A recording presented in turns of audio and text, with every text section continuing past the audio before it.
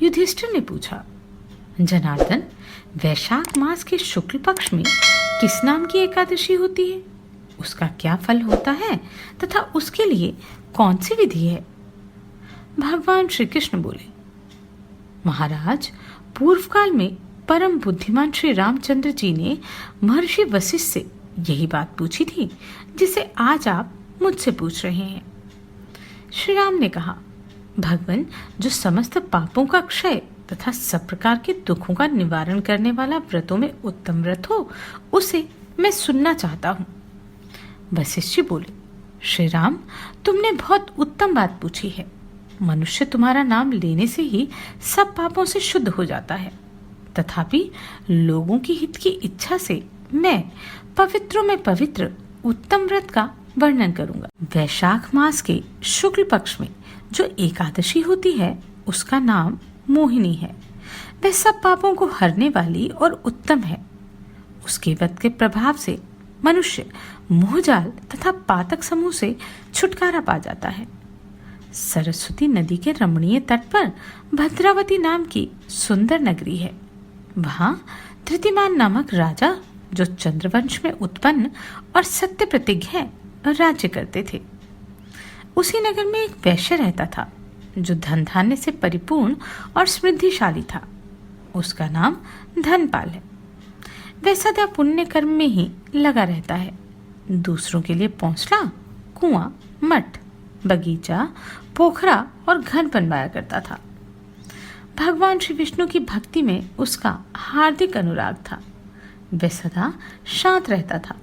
उसके 5 पुत्र थे, सुमना, द्युतिमान, मेधावी, सुकृत तथा धृष्टबुद्धि। धृष्टबुद्धि 5वां था। वह सदा बड़े बड़े पापों में ही संलग्न रहता था। जुए आदि दुर्व्यसनों में उसकी बड़ी आसक्ति थी। वह वेश्याओं से मिलने के लिए भी लालायित रहता था। उसकी बुद्धि ना तो देवताओं के पूजन में लगती थी, ना पितरों तथा ब्राह्मणों के सत्कार में।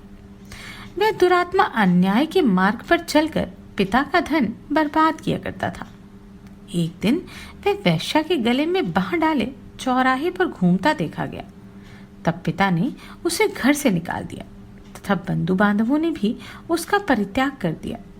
अब वह दिन रात दुख और शोक में डूबा तथा कष्ट पर कष्ट उठाता हुआ इधर उधर भटकने लगा। एक दिन किसी पुण्य के उदय होने से महर्षि कौंडिन्य के आश्रम पर जा पहुंचा। वैशाख का माह था। तपोधन कौंडिन्य गंगा जी में स्नान करके आए थे। धृष्टबुद्धि शोक के भार से पीड़ित हो मुनिवर कौंडिन्य के पास गया और हाथ जोड़कर सामने खड़ा हो गया और बोला, ब्राह्मण, द्विजश्रेष्ठ, मुझ पर दया करके कोई ऐसा व्रत बताइए जिसके पुण्य के प्रभाव से मेरी मुक्ति हो। कौंडिन्य बोले, वैशाख के शुक्ल पक्ष में मोहिनी नाम से प्रसिद्ध एकादशी का व्रत करो।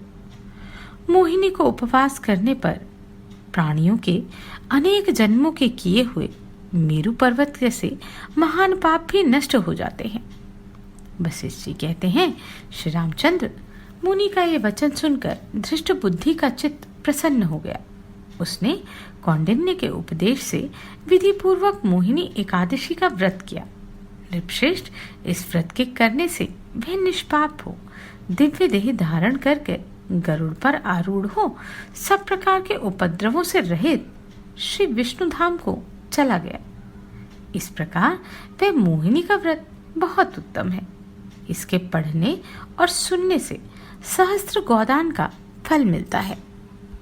आप सभी को कोटि कोटि साधुवाद। आपने इन वीडियोस को इतना प्रेम दिया।